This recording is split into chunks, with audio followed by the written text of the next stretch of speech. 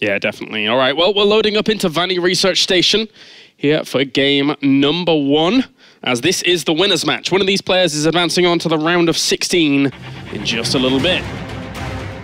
It's FireCake and ForGG face off here in game number 1 of this best of 3. Spawning up to the north, it's our red Zerg, representing Punchline ESC. It is FireCake.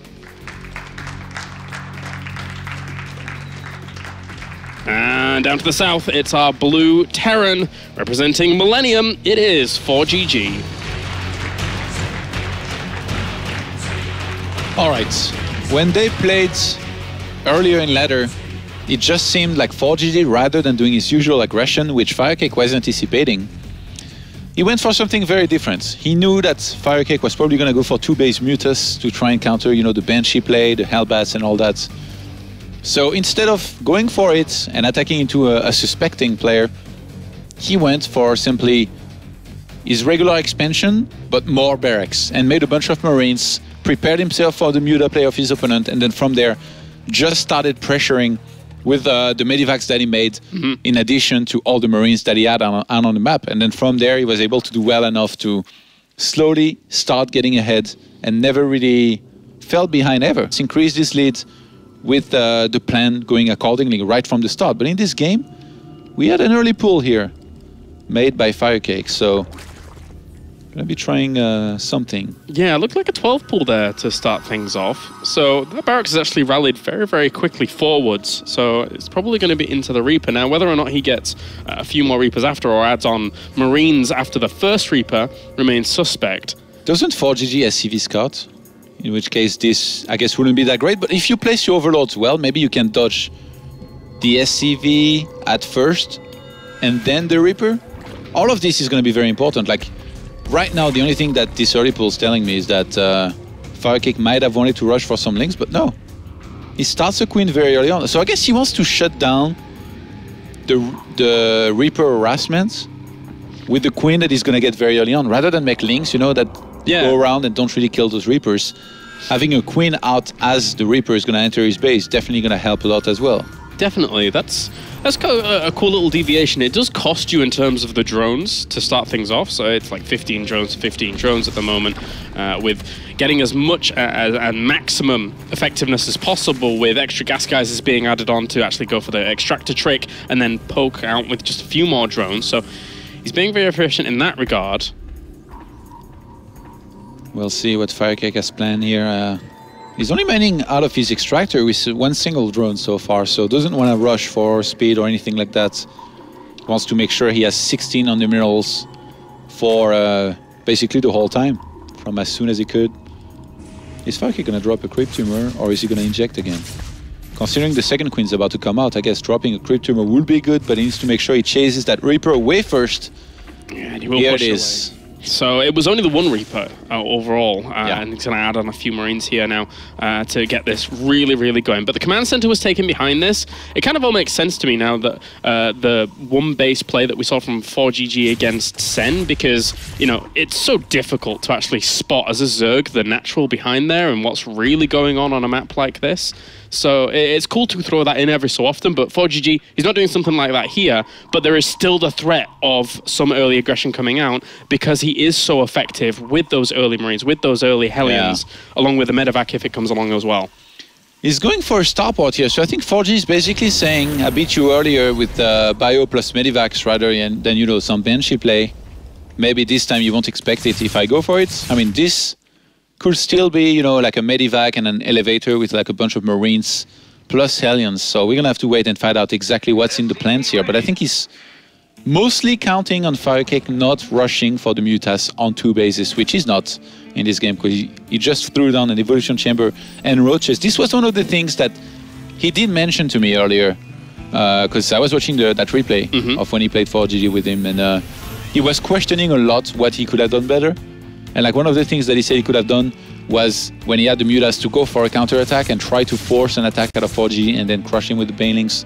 He did mention the possibility of going for Roaches as well. Yeah. And in this game, it does look like he's going to opt for that, for this option. We mentioned that at the start of the series is something that FireCake really needs to pay heed to and take. So he's actually got the 3 gas geysers across these 2 locations, so it looks like it's just going to be +1 and Clear Reconstitution here to try and shut this down. And ForGG, sorry. ForGG only saw the lair. He's probably thinking Mutas right now. He didn't see the Roach Warren, so he might be very surprised when he sees some of those here. He has no idea. He saw the gases too, so... He saw them quite late being added on with that layer in progression. So he might not be anticipating that, but look how far the Hellions are going out on this left-hand side to try and evade the Overlords. 2 Vikings in production actually try and shut down Overlords and then try and maybe even assert some air dominance from here. Raising the Port Viking to 2 of his own ForGG Vikings here to go Overlord hunting. I mean, with 2 on the way, maybe he is a little bit scared of the idea of Spire still coming out. But he goes in here, sees no gas on that 4th, and just goes straight on in with only 2 Roaches and a Queen to actually stop this. Oh, nice block with one of the Roaches here, but I mean, they should still be able to get some more kills. He got 7 drones so far here for ForGG. And according to Targa, who also played ForGG early on ladder, I guess everybody that plays ladder here plays against ForGG every day. Targa had a really nice game actually against ForGG, and he explains that ForGG, he loves to go for drones very early on with Hellions, and which is, I guess, a high risk but also high reward thing that you can do. Because if you get in and kill nothing, then you've lost Hellions, you've lost map control, and you're in a little bit of trouble. Zerg can drone hard. But if you do get a bunch of drones like ForGG has now, then you start pulling a little bit ahead, and then you do very well against your Zerg opponent economically. But right now, FireCake wants to counterattack. There is 1 tank ready, Kailaris. Yeah, and with ForGG having this tank out, there's a lot of potential here for him to go into a strong mech play. I mean, he's got Banshees on the way, he's got his cloaking field going down as well. We've seen ForGG time and time again use this kind of strategy to really hurt his opponents. He actually won a championship off the back of it, going up against Life. So if he continues down this path, it's a scary thing for FireCake to go up against. 1 more command center? Whoa. All right. Calm down, ForGG. That's pretty greedy before any more extra production, so he's feeling pretty safe behind this wall. FireCake did mention to me that in a macro game against ForGG, who, you know, once he's taking a 4th base with a planetary fortress, he's very hard to attack against. He didn't seem that confident in finding holes in the defense of ForGG to try and do some damage. And he did seem convinced that he had to be the one to try and do something to inflict some damage on ForGG to be able to beat him in a series. He did not think that by playing defensively, by waiting for ForGG to attack him and crushing him with Zergling, Baneling, Muta, and in this case with some Roaches as well, he would have any chance. It's a little shame that FireCake wasn't able to get earlier reads into this build, because it's very slow in terms of production, as the 2 extra factories are being added on just now. He drops the scan, spots the Spire, and this Banshee does get to grab itself a Queen, opens up the need for FireCake to have to replenish a few more Queens here to get all those lava injects down. ForGG, why such a quick force command center? Does he want to... I guess he wants to take that natural 3rd base with an orbital and then just rush to a 4th base with a... he's getting another orbital, so I guess he just wants to have that mule support to get even more mech units out quicker from his factories. We're probably going to see him go up to 5 factories here momentarily as well, and 11 Mutas have started just now. Yeah, so these Banshees are going to have a very short life as he goes for yet another command center. ForGG. He likes money, not just in real life as well. Where? Okay, so this command center, it was flying away from the 3rd base, but it's going to end up landing there now after killing off that Roach. Yeah, the Banshee's going to fall, but in normal ForGG mech play, he would like to add on even more Banshees from this point, and that's why the Vikings are there, actually, to try and zone out Mutas so that he can eventually have Banshees in this composition. But for now, he's concentrating very, very heavily on his ground army to keep this 3rd base solidified. If FireCake knew how many command centers are being made, you know, that there is only 3 factories for a pretty long time here, I think he definitely would want to try and go for an attack. Maybe, you know, like something like a Nidus and tons of Roaches and Queens. But in this game, he has no idea so far.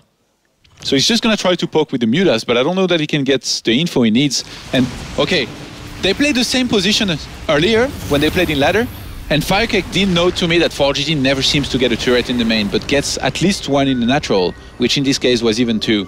So going for the main here, he's using their history basically to say, I know there's not going to be a turret here, I'm going to do some damage. Did do some damage, but he starts losing a few units here and there.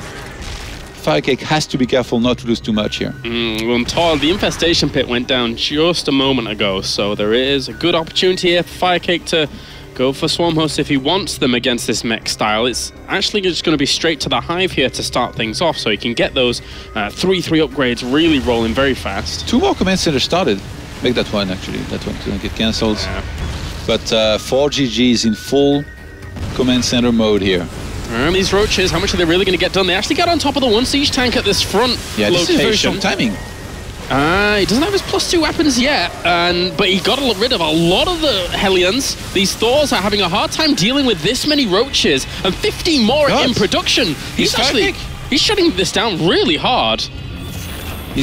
How much damage more can he do here, really? That's the question. He's going to try to get up the ramp. The Vikings might have to land. I mean, he needs to get that siege tank. If he can get that and bring his reinforcements forwards, then maybe he can do extra damage here. But he's in a lot of trouble, though. Some of the Vikings now are landing. FireCake is bringing the hurt here to ForGG in game number 1. ForGG already lost 22 SCVs, and behind this, FireCake has high finishing. He's still getting a ton of roaches. That third base, ForGG is not mining from it. The scary thing is, though... what this is, there's a few SCVs, but I think they're going to get killed as well. They can't evacuate with these. Might even have to lift that orbital. Still more and more roaches piling across the map. 17 more in production. 31 workers have died off. Wow. That brings him down to 41 SCVs against 71 drones here. And those roaches are still trading. Even if they die here, as long as they trade a minimum against those very expensive mech units. FireCake is 50 supply ahead. Admittedly, ForGG had a lot of orbital commands, so yet technically has a lot of mules available to him, but if FireCake just reinforces and regroups his forces, I mean, he needs the Hydralisk in there because these Banshees are always doing free damage every single engagement, but he's keeping the tank count down. Yeah, he's actually overextending here a little bit, needs to pull back, but behind this, look at this. He just finished the Hydralisk then. He's gonna start Groove Spines. He's getting missile attacks level 3. If FireCake just gets a bunch of Vipers and does another timing on this base, I really don't see ForGG surviving here. And also, he's just noticed that the gold base has landed over on the right-hand side. 13 drones being added on, and FireCake even reveals that he's spotted that. So he could easily force that to lift off. If he waits for his Hydralisks to come over, if he actually makes some with this, then maybe he could kill it straight, but... I don't think he realizes how far ahead he is. Like, right now, if FireCake made a bunch of Vipers. Okay, here we go. He starts 2. Should definitely be looking to max out and go for the kill now, because he's traded so well. I think he will be maxed out with almost double the army supply when he gets those Vipers with energy. Yeah, he needs the Hydras there. If he had the Hydras there to deal with these Banshees, always getting the free damage, then he could have broken that, I feel, pretty well. But now the siege tank count is rising, which will make it a little bit harder. And the harassment on the left-hand side here with some of these Blue Flame Hellions is getting quite a lot of drones, so he's going blow for blow with them. It will only make it harder for them to shoot Skylaris, because they're going to get Blinding Cloud on top of them, I think. It's true, that's true. So we're going to have to see a pre-spread here from ForGG, and I think he already is doing. Does he? No, he never saw the Hive. I guess he knows of the possibility. He's actually getting turrets, so I guess he knows that there is a big possibility that FireCake's going to attack with Roach, Hydralisks, and Vipers. He needs the Hydralisk in support to get rid of those Banshees. Well, here they come, and those Hellions once again find another angle onto some more drones. Oh, they're going to buy a lot of time for ForGG, actually. That's really big here. Yeah, not only do they actually hit the 4th base, they can go up to the 3rd as well before the army even reinforces these locations, and that's actually a lot of drones to the point now where he's taken an SCV lead. Almost 40 workers go down to these Hellions. What the hell? ForGG has killed 71 walkers this game. I thought FireCake was doing well with killing walkers, but ForGG just raised the stakes and killed 41 drones. Nice little block, though, where with the drones on the ramp, just to make sure that he wasn't going to get any more kills over in the main base. These Banshees need to get out of there. Can even abduct. Yeah, so that's good to actually kill these off. That's some expensive units gone down the drain. He spent a lot of energy, though, and having only 2 Vipers, FireCake is left with 1 single Blinding Cloud. ForGG, I do think he has enough tanks to defend any kind of upcoming attack now. So all of a sudden, with that single Hellion run by, ForGG has bought himself enough time to be perfectly safe back at home. He knows that FireCake could go for Ultralisks behind this, and he is. He knows that there is Roach Hydra Viper composition that he's going to have to get rid of before FireCake reinforces with anything. So he can basically already start deciding what he's going to go into, and I see a starport about to begin here for ForGG, so maybe we're going to see some Ravens, but he's not really that high on gas just yet, with only being on 6 gases. Yeah, it's funny how this game went, because for me, it really feels like that was the perfect window for FireCake to hit. But he had to keep hitting, because as much as he did damage to the economy, as we said before, there were so many orbital commands behind it. He would have lots of mules, lots of replenishment potential, and his production really kicked off. So now we're seeing ForGG sitting back and feeling pretty comfortable, I would say, on the basis that he's acquired. The double Hellion run by 3 Hellions in the natural, 6 or 7 ones in that one base on the left-hand side. ForGG looking to do some damage here, weaken the economy of his opponent. Make him replace drones, basically, and buy some time through it. ForGG is going to have a lot of minerals to work with anyway. Those are some very replaceable Hellions. But right now, there is maybe that timing that FireCake could hit where he has a bit more army supply just before ForGG can max out. Because when ForGG maxes out, he's going to have way more army supply because he has less SCVs. Grabs some siege tanks as well as some Vikings, pulls those on forwards and will kill off a few of them, even with the Hydra support. But it's only Roach Hydra Viper versus a pure mech army, and more Hellion run-bys are going to try and hit other locations. Those Hellion run-bys, they never end, man. Ooh, very, very close. Going straight for the economy of his opponent here, ForGG. FireCake needs to make some spine crawlers in his mineral lines. As a Protoss, when you play against mech and you know your opponent's going to get Blue Flame Hellions, we all know that because we all played Goody. You need to get a bunch of cannons in your mineral lines, because otherwise you're going to keep on losing walkers against those Hellions, and it's just very annoying. It's even very cost effective for the Terran player, because those Hellions, they cost 100 minerals and they kill quite a few walkers. I mean, that's 26 more. He's killed 120 workers in 23 minutes. That's ridiculous. That is utterly ridiculous. But he's still at 63 workers. So again, kudos to FireCake for keeping on top of his replenishment. And he is pushing forward here with the creep, taking that gold base, taking another gold base up to the top right-hand side. But so many mules on that base at the 4th. Oh dear, that's a lot of income, Todd. That is a lot of income. I really don't think that FireCake can attack into that siege tank line, plus those turrets all over the place, and Thors, plus the PF as well. I really think that the best way he could go about this is to try and do something like either a Nidus or a drop, get rid of his Roach Hydra composition, and then from there go into a Swarmos game. Because right now, ForGG is not gone into Ravens just yet. He's still getting Banshees and Vikings rather than adding on Ravens, and he doesn't have that much gas. The Hellions are a thing of nightmare. Yeah, I'm getting frustrated just looking at it, guys. It's getting a bit silly. It's now 126 workers lost to that. Some static defense wouldn't go amiss, but even that wasn't able to stop them at the other bases. And that's a lot of Vipers here. Yeah. 9 in total. 9 Vipers is definitely very unconventional here out of FireCake. That means he's going to have, I guess, less units on the ground to work with quite a few Blinding Clouds and Abduct to work with. Yeah, Blinding Clouds in tandem with Abduct to actually just isolate a few of those mech forces and bring them straight forward, just eliminate those off and then try and blind the rest of it can work very nicely, especially when you've only got Roach Hydra. You need to trade very, very carefully here as FireCake, as he's building his Swarm coast up. He's going for an attack and he has more army supply than FireCake now. Well, okay, that's happening. Those Vikings, actually, a few of them did get a lot of Vipers there, so he brought down 4 Vipers in that trade, and this base cannot stick around. Oh, Vipers, do not die after Thors. FireCake's mineral lines are so sad. There's like no drones anywhere, really. Like his natural has almost nothing. The 3rd base that he originally took, almost nothing as well. He's on 53 drones only. Against 50 SCVs for ForGG, but ForGG has so many orbitals to work with. He has 7 of them.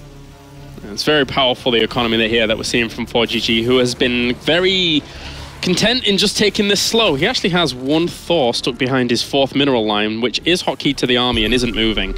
So it's trying to get out, but siege tanks are blocking its way. Ooh, trying to get some of these Vipers. Ooh, that's a nice pickup there on some of those Thors, at least. FireCake lost some of his Vipers here. He's down to 3, so he's going to remake 4 immediately. He seems to like to have a big count of Vipers, which I guess makes sense now, finally, with the amount of Swarmos that he's starting to get. Definitely needs to get rid of some of these Roaches that he has, though. They're going to become more and more useless. Yeah, with the Roach Hydra composition being replenished and the Vipers coming out as well, it's That's one tank, man. Oh wow, yeah, he's going to be able to pull that down. Sergeant Hammer reporting in. It will take down that fort, no problem. And, well, actually a few more Viper abducts will get some siege tanks on the right-hand side as well. And it's going to slow down a little bit, I feel. ForGG could keep pressing the issue, but he's expanding aggressively here against a player that has swarm hosts. Even wants to take that gold base on the left-hand side. FireCake wanted to go for the snipe, but that means those Banshee got on top of his swarm host here for a second. Did quite a bit of damage. It's funny, this game is so action-packed that even though they have so many bases, they're actually not that high on supply, and they're trading very evenly. If you could bring down all the Hydralisks on the ground and then have free reign over the Vipers, that'd be nice. But the Abducts continue on forwards as FireCake presses the issue down this right-hand side to kill off as much as possible on the ground. He actually cripples a lot of it. ForGG has plummeted in supply. Yes, but FireCake lost a lot of his very important Vipers. He's going to have to replace that. He leaves that fight with 2 of them alive only. Oh dear. And he starts... Is he going full Hydralisk plus Swarmers? There's like no more Roaches at all, which I guess kind of makes sense. ForGG wants to take the gold base on the left-hand side, and he's setting up maybe a pushing position as well there now. And it's so close to that base in the middle, which is some of FireCake's lifeblood, that he could just hop, skip, and a jump right over there when the creep is gone and try and lay waste to that. ForGG never went up to 7 factories. He stayed on 6, and rather than adding on more factories, he actually made 4. I think, he's on 4 starports, which is definitely a pretty big number as well to add on Banshees, Vikings, and possibly Ravens later on if he was ever to get some gas. If he brings down the Hydralisk numbers like he is at the moment, those Banshees are going to have an absolute field day.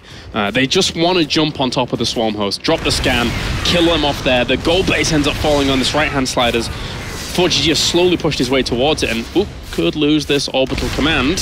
He's out-expanding FireCake right now. Well, I guess this gold base is going to be delayed here. FireCake has lost more in terms of resources than ForGG. Admittedly, he wasn't as aggressive going to swarm host count as we would normally see in a situation like this, but for now, the swarm hosts are buying time, of course, for FireCake, but his economy is slowly being crippled. More and more swarm hosts being added on here for FireCake, who realizes that he needs to be as cost-effective as possible if he wants to be able to come back in this game. He's only on 13 swarm hosts right now, Kairos. Only. A few more are going to trickle on through, though, as SCVs walk into their death there for a second, but retreat back to that tank line happily.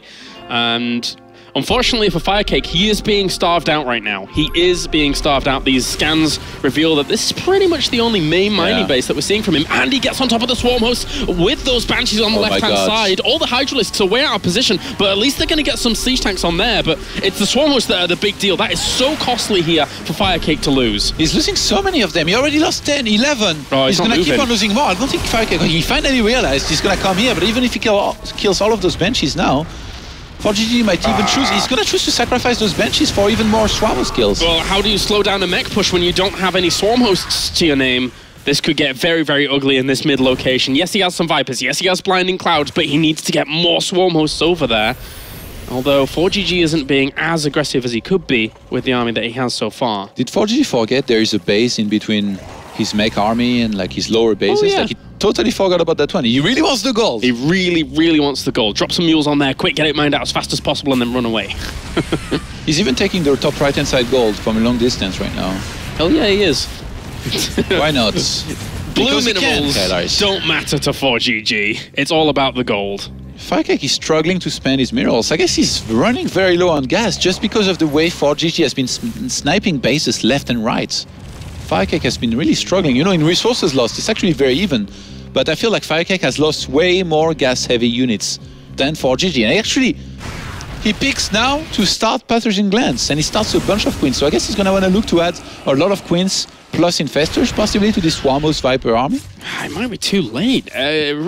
He is going up against an opponent that has a lot of income, and those Hellions block a few of the Swarmos, which are going to fall. Drops the scan to get another one. Hellions all over the place. ForGG makes his name off Hellions in terms of Terran versus Terran, but here as well, they're absolutely crisping everything. 154 workers have died. Look at this Overlord on the right-hand side. He's actually going to try to take the gold base on the right-hand side, FireCake. I don't think he realized what's happening there.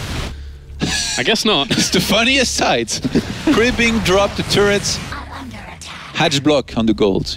Yeah, I guess that's the thing. Get some of these siege tanks and try and clean things up. You know what that means, though? FireCake going there, this could trigger again those Banshees to go on top of the Swarmos, but there is some spores this time. So it should be okay.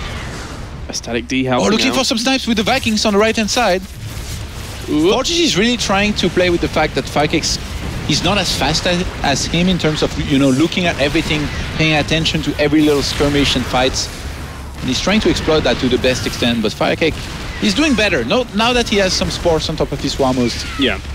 It's going to be much harder for those Banshees to reach them, and he finally gives up in trying to take the left-hand side gold base and takes the one base that he should have taken before that. He's very, very heavy on siege tanks because of how he's spread himself out this game. He's on 18 siege tanks at the moment, combating these 17 swarm hosts, but obviously he's spread his fights all across the map, so he kind of needed those to hold these locations. But at least he keeps denying this base over and over and over, and eventually FireCake has to try and take it. This one, all the gold on the right-hand side. FireCake is, he loves his Vipers, man. He's on 6, he starts 3 more. I guess, since he makes so many Hydralisk, he has like a ton of DPS no matter what. So his goal is to abduct as many units as possible into those Hydralisk, instantly snipe them, and do that over and over up until ForGG is out of money and is out of units. Yeah. There's been a long argument standing of like, well, yes, of course, you know, FireCake might need these bases, but he's got swarm hosts, he's being really cost efficient, right? Well, resources lost show not the most amazing cost efficiency here out of a normal swarm host game, because again, it came a little bit later. So yeah, he will need these bases eventually, because ForGG is currently sitting on top of them and always denying them. ForGG, as well as he's played this, is actually kind of broke right now. If FireCake was able to secure that right-hand side gold base and then takes the other one on the left-hand side, basically, it's going to be the fight for the gold bases now. Yeah, from these two. The one on the left-hand side and the one on the top right-hand side. And FireCake, if he can be cost-effective all the time, as we can see here, he not only Blinding Clouds, but abducts all of those units, only losing... I guess he lost a few hit points on his Hydralisk, but they didn't die. He's only losing energy on the Vipers every time and sniping costly units for those. He's actually starting to build quite a bank as well. Yeah, and a few queens with this army as well for the transfuses do help the longevity out of it considerably. Doesn't that look fun to play, Kylars? Which part? The one group Hydralisk, second group Vipers. You just go around and you kill stuff for free. But don't you as Protoss only have High Templars in another group and just move everything else? Wow, you're such a buzzkill. That's true. That's true. We just had to move in the press T for Storm. There you go. There you go. Win. And win. But I was asking about Zerg, okay? Okay then. Well, the Hellbats as well as the Thors being pretty aggressive onto creep up here. And that's quite a few Banshees that have come along with this army. We'll get a few of the Vikings abducted though. But interestingly enough, ForGG isn't aggressively transitioning on something more heavier tech-based like we were seeing Happy with battle cruisers yesterday. So it's the first time that I've seen this actually. This many Hydralisks plus some Queens and Abducts, and he's not losing anything other than energy on the Vipers, which keeps on regenerating. And all of a sudden, there is a 6,000 minerals difference in resources lost between those two players. Yeah, that's getting a bit more significant now. It wasn't so much before, but with ForGG having mined out a lot of his bases back at home because he was dropping so many mules all the time, then it is getting a bit difficult. You're trying to find extra holes with these Hellions, but there's no really drones to kill back here anymore. You know, I never would have thought we'd see this kind of game between those two. I really thought that if FireCake was going to win, it would be through a cheese, through a big surprise, but no. He went for, I guess, a bit of a surprise timing, did a lot of damage, pulled ahead, then ForGG with some nice move kind of climbed back into this game. But right now, we're in FireCake's comfort zone. Yeah. And ForGG, I was going to say he has refused to make Ravens so far, but I guess he just didn't have the gas or economy to go for it. Because he wanted to go for such tank, Banshee, Thor heavy composition, he didn't have the gas to add on Ravens as well, rather than getting a lot of Hellbats and Ravens with his gas. So all of a sudden, he's in this situation where he's just not being cost effective anymore. And I think he's realized that, and he says, it's time for me to start to add on Ravens, but it might just be too late. He's on 150 supply and he doesn't have any money or gas. Yeah, the cost effectiveness of FireCake's Viper play here is really shining through. It's doing so well. And every single engagement that comes along, he's just getting free units. Every single time. Oh my god. Those Vipers, man. Give me power. And they're going to get a few of these Banshees as well, pulling them even into Spore Crawlers, so they'll fall very quickly. The third base of FireCake looks actually pretty funny. It's like a bunch of bleeding buildings. With like the Hydralisk 10. Yeah, look at it. It's from the Hellions too. Like we're in pain. Else. Kill me. Transfuse us one time. FireCake long distance mining from the left hand side gold base. ForGG long distance mining from the right hand side one. What is this game? Well, this is crazy. They can't even give up just a small little extra room to actually position themselves properly, but that's how it is. That's how it is. All right, the Vipers have energy. It's time for another set of abducts. Skylaris, are you ready? Eventually, he's got to kill all his own buildings, right? That would be very funny. Yeah. He can actually transfuse them after he... No, you're right. Yeah. So I guess he doesn't have to kill his own buildings. I think he might have done that. Let's look. Yeah, I think so. He'll keep going. But yeah, there's all the draining, and then the queens. Let's go. Does he transfuse? FireCake, are you truly the master of this build and style? It's very nice. It's actually pretty nice to watch. I'm liking watching these Vipers just pull everything. And I don't think ForGG is though. No. He's probably not enjoying it as much because he's stuck in a rut. He has not too much room here. He doesn't have much money. He doesn't have much army compared to FireCake, and he doesn't have an army composition good enough to really break that fortified spot. You know what's funny? FireCake has finally accepted that he wasn't going to be able to plant down a hatch on that gold base, so he put it above, and he's just going to long distance mine. Oh, and this orbital commander's decided to retreat out from that gold base. I think on Infestors here already hints that he's already thinking about a bit of a transition later on as to what he might need, and also like he's already thinking about the Ravens. Like a good counter to a big Raven count is obviously going to be having some Ravens, some Infestors, which you can fungal those Ravens. I guess the Vipers wouldn't do too bad as well to abduct those into the Hydralisks. Yes. What happens if you abduct one and it doesn't die quick enough? And then it drops down a PDD, and then the next one Hunter Seeker Missile. I guess you run away and you're fine, but you never know. Depends how many spore calls are doing you when you get dragged, I guess. But yeah, it's a bit difficult here as he's trying to craft himself a composition with money that he just doesn't have, unfortunately, for ForGG. He's now mining nothing. Zero. Wow. Zilch. Nada. Not very good. ForGG, who seemed to be in a rush from his first series, gets asked here by FireCake not to take it so quick. Wait a second, says FireCake. Is he at the 200 mark on drone kills yet? 183. Close, guys. And a few more pulls will go down. Could even throw us out some blinding clouds there to help that out. The Hellions get a little bit eager to try and clean up those locusts. They are both long distance mining from the gold base. Share and share alike, Todd. It's a gentlemanly agreement. It's not actually, because they're fighting like hell for it. Well, yeah. That one mule got particularly risky and went up to the top patches. What a greedy mule. Oh, actually, burning. He wants to reach the 200, Get to the 200. 191. 4 more Infestors here on the way for FireCake. So I guess he's finally understood that he doesn't need that many drones. Oh man, those abducts. He's just been so cost effective recently. Almost 10,000 minerals. Oh, 10,000 resources difference now in units lost. Great abduction play. Gotta say, it's one thing to just watch oh god, that's a lot of mules. It's one thing to just watch Swarmhost wave after wave after wave, but he actually committed really early on to the 9 Vipers that have done huge work for him in this game. And there's still quite a bit of minerals and gas on the top right-hand side base as well, which they're still both gonna fight for. The barbecue is happening. For that hatchery. Hellions again. The 200 is getting close. he combo abducts. It's brilliant. He just keeps going with the abducts and then drains everything and then transfuses it and combo abducts. Combo abduct, man. MLG no scope. Yeah, man. I'd do my dubstep impression, but it'd be really loud, and then somebody would shout at me on stream. Okay, the Hellion's gonna kill the hatchery on the right-hand side. I don't think FireCake cares too much. He can just remake that anytime. He could actually move a lot of his static defense that he has around the natural there. But I guess he was afraid for run-bys to happen. This has been a crazy game, man. 47 minutes of non-stop action, and all of a sudden there is about 14,000 resources lost difference. This just keeps on increasing and increasing for FireCake. And by the look of things, he's gonna be the one to mine the last few minerals and gas on this map.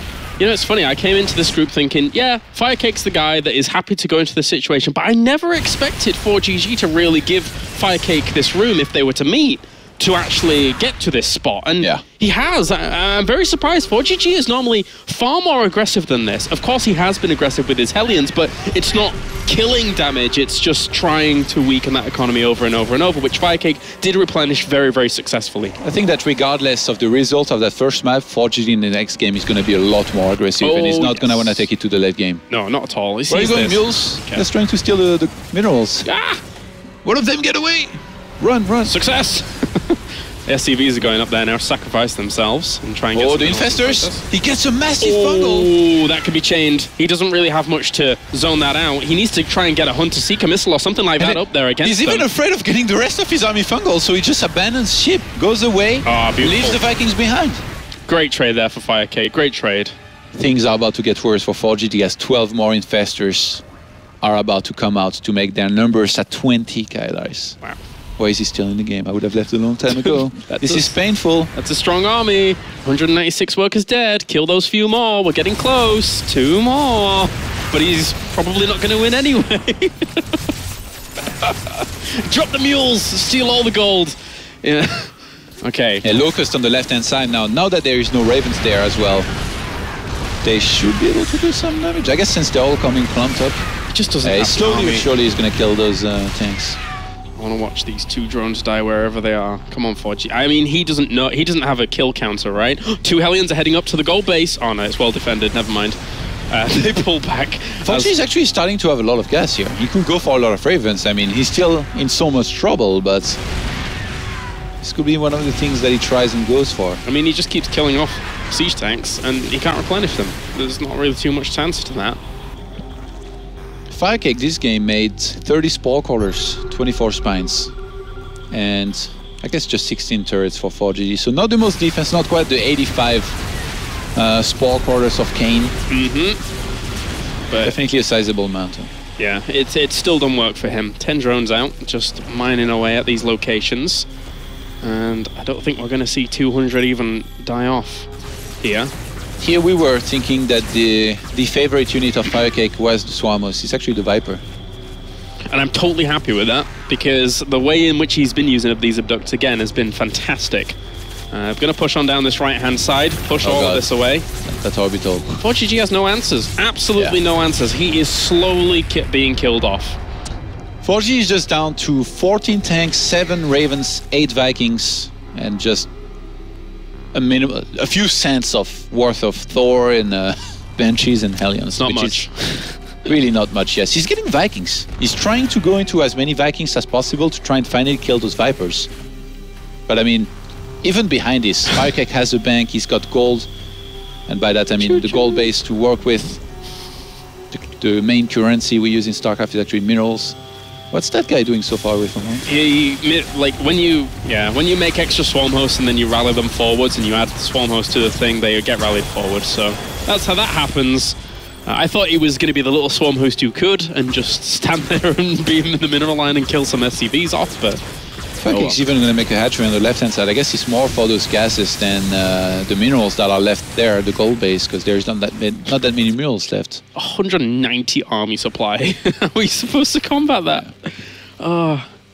And it's just going to be hellbats to try and save the situation here for ForGG. But I don't think, the hellbats at this point are not important. It's all about the Ravens. The Vikings, obviously, he's going to try to spread them out. He's going to try to do a minimum of a good job with them, but it's all about those Ravens. They are his last chance, and I don't think they should be enough unless FireCake completely messes up. Look at how many changelings he spread out. FireCake with a great vision.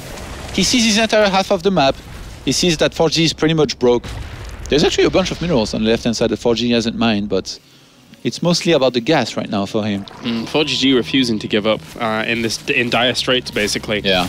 As FireCake confirms that he is solidly in the lead, 99.9% chance to take this game, unless a miracle happens here, as you said, probably with Hunter Seekers, but Changelings continue to move on forwards and see that all of this army is going to be just camping in the main base. FireCake could even take that middle base. There's like a Changeling and a bunch of PDDs that ForGG had earlier, because there is quite a bit of gas left there.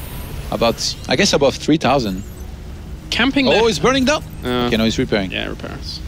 Camping there, how does he ever expect to win is the big question. It's 200 supply with, again, 190 army supply. Sometimes when you do this, your opponent, for some reason, I've been there many times, he attacks and he loses everything. And that's how you win and come back in the most ridiculous series and games sometimes. How do you walk all your swarm hosts into that location and lose them?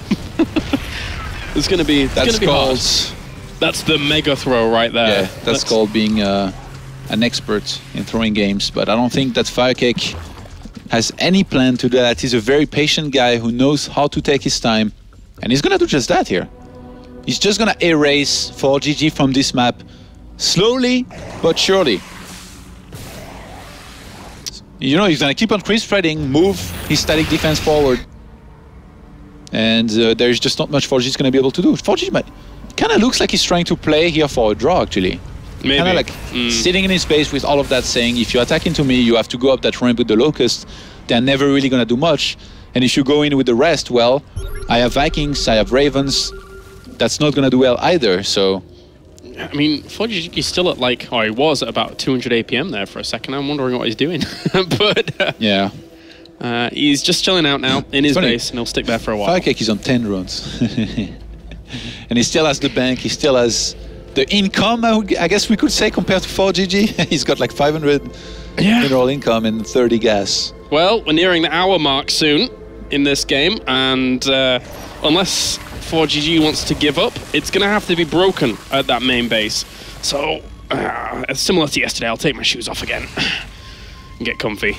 As ForGG doesn't look like he's going to be moving anytime soon. I think that ideally, for FireCake, I really don't know like how he can go up that ramp and attack into this. It's going to be very difficult. Maybe like something like a Nidus into the natural, but then I guess ForGG would just move in there, Hunter Seeker Missile, everything. So ForGG, even though he can't really win by attacking himself, it kind of feels like he wants to play either for a win or for a draw by camping in his main on a map where it's very difficult to go into that main base. Kind of like, you know, on King Sejong, we've seen that before, especially in Swarmo situation.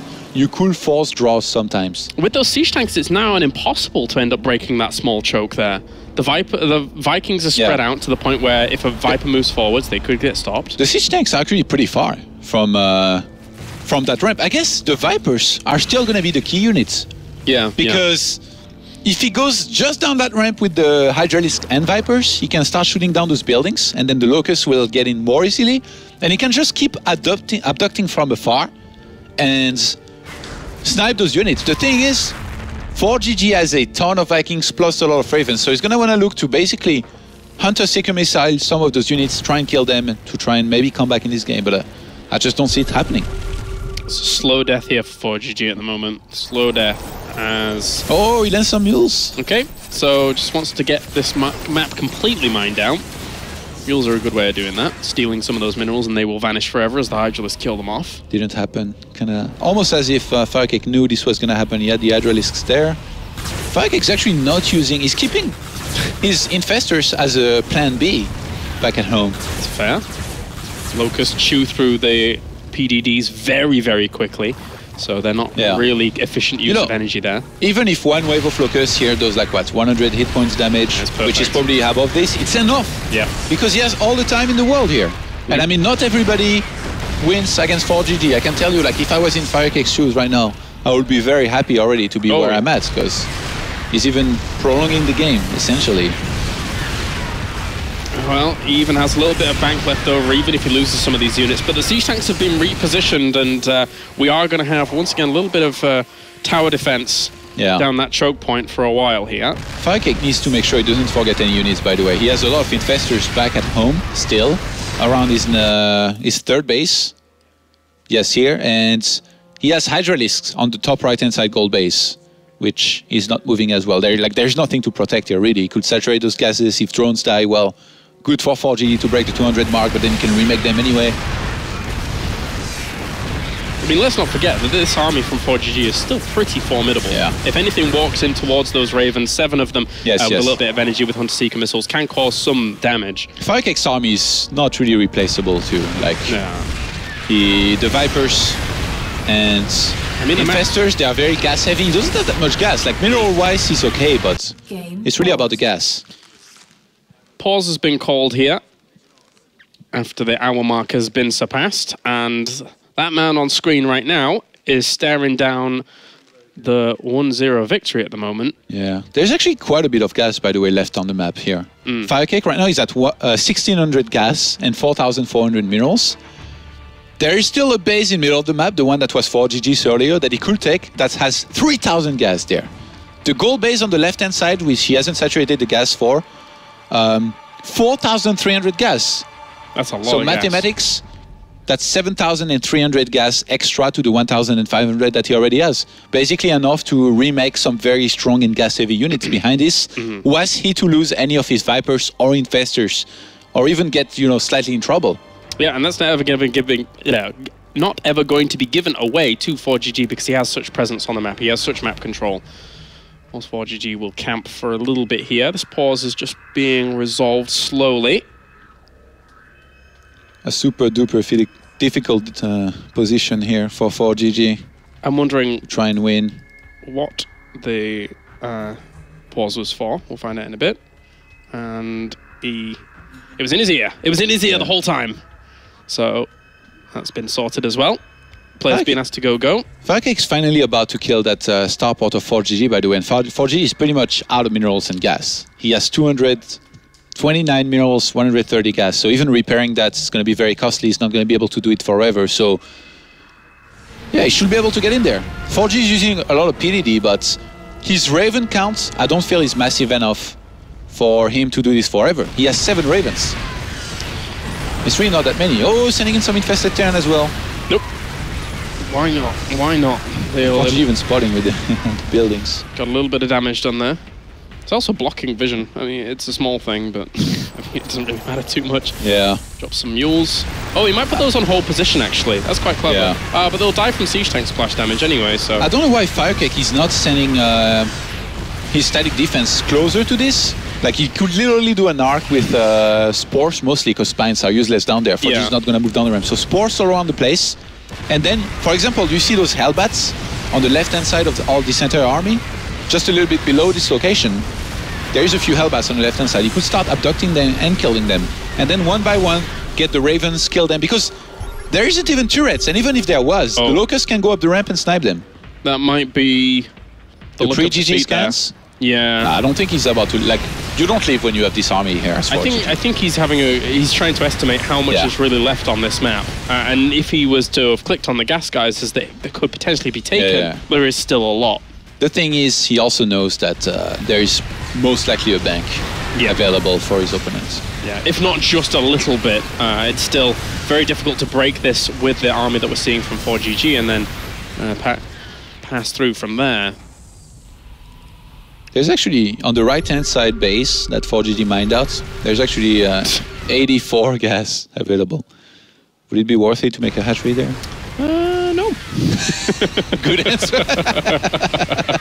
Some long-distance mining will do it. It's not like they're out of time. No, they've got all the time in the world. Kalaris, the map is now covered with creep, apart from 2 bases. It is. Guess which one? He just like throws a sneaky creep tumor up there. He's like, hey, you get out of here. Well, this is a campaign mission at the moment. Yeah. And Terran has to survive to the 2-hour mark. You know, if FireCake just gets just a little bit sloppy here and kind of even forgets a few infestors back at home, because remember, he still has those infestors around his third base. That's true. I'm starting to believe that he might have forgot about them, which is very worrying, I have to say. Regardless of that fact, I think we're still clutching at straws at the idea of ForGG coming back in this game. As he is pinned back, there's not a whole lot of room for him to do anything. What is it with me and long games, man? I just attract them every time I'm casting. The one time I don't cast is like Sen versus ForGG. It's like the quickest games of the entire tournament. I cast both of those series yesterday, Todd. One with you and one with Sean. And now I'm here again. So maybe you attract the Swalmost and long game, James. It's funny. I just know how much you're a big fan of those games. I came in today thinking, I don't think ForGG will let this happen. And then he let it happen. Hey, ForGG's third base. There's 300 minerals left. You're worth it? No. Still no. Wait, how many drones does he have? 10. They could mine that out in about 5 minutes long distance. There's a few minerals left here and there, so I guess FireCake should look into mining that. But what are the 10 drones? Oh, he's taking gases. He's taking gases in the middle. Here we go. Finally realized. In the middle. Taking those ones. Yeah. Beautiful. It's so easy to talk about this, by the way, as observer, because we see everything, but it's not like we're micromanaging anything at the same time, whereas FireCake is, so that's why it took him this long to realize that he could take those. He should bring his queens too. Like, queens seem pretty useless at this point, even though they did a good job earlier with the hydralisks that he had. FireCake is very reluctant to do the same thing as he was doing earlier with his Vipers and hydralisks right now. He prefers to just use the infested terrain to do this because he knows that the likelihood of ForGG being able to move down the ramp and engage into him is basically, there's no chance that's going to happen. Eliminates the barracks so that the siege tanks have a little less range at the front there, but this now Starport will become the spotter. Yeah. Oh, the factory fell! Oh, Funker! Funker is feeling the heat. This is some intense observing action here. Yeah. 190 army supply is definitely not bad here as a Zerg to have against 162 supply for the turn. Well, he slowly killed off a little bit of the barricade that was created at the front. That being said, he could easily fly some more buildings into the front there that would do that as well. The infestors are on the way. They're going to lay down some more infested terrans, run away, grab some energy, and then lay down more and keep going with that. By the way, ForGG really didn't make that many upgrades this game compared to FireCake. FireCake got almost everything in the book. Only 3-2 upgrades for ForGG, who's never going to be able to get his +3 armor. He made Cloak. He never even went for the Raven upgrades in the end. So, Todd. He's long distance mining the gas, by the way, in that middle base, with one in each. Is this the way to break him here? Just constantly throwing in infested terrans on the edges and slowly breaking through? It's working right now. I thought that going for the abducts would be better, but I think this makes sense to do this first, to get the buildings out of the way and clear the path for the Vipers to have an easier time later on when they want to go for the abducts. Yeah, I mean, even if they only do chipping damage, ForGG doesn't have the resources to keep repairing everything over and over and over and over. So eventually, Swarm Hosts and Infested Terrans will encroach into the position that they need to. Let's look at the income. Oh, the income is... There is no gas. There is no mineral income. It's all about the gas income. Gas. For FireCake, who has about 300 gas income right now. You can see down there, building up a little bit. Definitely. I mean, if he had only 1,500 gas, then that means he couldn't replace that many of his gas-expensive units. Whereas now he's building it up. And remember, there was something like what, 7,300, right, out on the map available as gas. Something so like that, yeah. Getting all of that's definitely going to help FireCake in making sure he can at least remove some of his units. Was he to lose a single one? Because he hasn't been losing anything. The auto turret's going to do a little bit of extra damage here at the front. And now it's got to the point where it's going to have to be infested terrans that are making the difference, because every single wave of locusts that go up there are dying off before they can even do any damage. They didn't even reach those auto turrets, as you can see. Yeah. So it's up to infested terrans and or abducts to make the difference here. FireCake has to realize that. Resources lost, KLRs. 45,000 resources lost for FireCake, 72,000 for ForGG. The gap is increasing, and it's going to keep on increasing because ForGG has no plan here. No plan? His only plan is for FireCake to kind of brain fart, go full Todd, go in, move in, go full Todd, and lose everything. Oh, he's going to try to throw some infested terrans. I actually did a pretty good impression of you then. That was well done. It was awful. Well, here come some more infested terrans, trying to find that little area. The Hellbats are coming into play. It's not often that they get to do much in this situation just yet, but they won't be able to save this orbital command. I'm going to get one of them. It means there is only 6 of them left. Only 6. I mean, FireCake, he's just playing it safe. Of course. I mean, you always would in this situation as FireCake going up against someone like ForGG. I wouldn't, and I would lose. You wouldn't. Not full Todd, but full FireCake here is happy to do this, and that's a weird fungal growth, but he's going to get himself at least a Hellbat. There's actually still some minerals on the left-hand side too, so he can take his time, make sure he mines out all of this, then kill his own drones, and then get the 200 maxed out army that he deserves and he needs. Wow. Wow, Todd. The philosopher in you came out. And this... Well, I just saw Batman, the movies. Oh, okay, well, fair enough. Well, this is going to keep on going down the small choke. He's looking for the abducts now, finally. Yeah, he's got to, surely. Yeah, but the Hydra is not there. I guess he wants to abduct. Okay, no. Are the Hydra still in the gold base up to the top right? There are some there. Yeah. Did they forget about them? They're all over the place, actually. They're just scattered around. There's just a few on the left-hand side gold base and the top right-hand side. He has 19 Hydras, which is definitely enough for those Vipers to abduct anything into them and crush it instantly with the full upgrades that they have. I'm still curious as to what ForGG's doing with his... Well, he just had like 180 APM then. He's making sure we don't finish before 1 AM is what he's doing. I guess so. He saw the record set yesterday for the group and he wants to smash it into oblivion. He was looking at the player sheet and he saw like the fun fact that FireCake had the longest game in history. He's like, let's try to break that record. Let's keep going. But then FireCake would still have it. That's right. But he will be the co-title holder himself. Yes, I guess so. Currently Mana is doing pretty well in that regard. Whether he likes it or not. I'm pretty sure he doesn't. All right. Oh, one Raven. Ooh. Okay, was moving towards the right. Don't get too ambitious there, ForGG. Oh, finally. Whoa, whoa, whoa. Oh, no, go back to your safe spot. Go back to a safe place. In your mind, ForGG, go back. Those orbitals are really what are allowing ForGG to see. Oh, what? He abducted. It's almost burned down the Cryptumor. How dare you? That's a job for infestors. They're gonna get it. Yeah. He could actually land. I think that's what he's gonna try to do here. FireCake. He's positioned himself here so that he can land more infested Terran across this gap on the right-hand side and try and snipe the other orbital command. But slowly. I mean, the Elbats are there, but they could start dying as well if he just keeps on spamming infested Terrans. And then Todd, all right, he does it again and then sends in Locusts from one side and infested Terrans from the other at the same time. And magic happens. Magic. You're a genius. Yes. No. I can't believe you can abduct from this far. This seems like a massive gap. It's pretty big. Yeah, infested Terran's going to hit a little bit. I guess they need to come at the very edge to be abducted. Yeah. And ForGG's been a little bit reckless. I guess he has, with Hellbats, you have to get up close to combat. FireCake is going to keep on exploiting that. Ooh. Another, yeah. Another Hellbat falls. ForGG losing more and more units here. Not really killing anything. The abducts really started this tail at the beginning of the, well, mid part of the game, and now they're apparently going to finish it very, very slowly.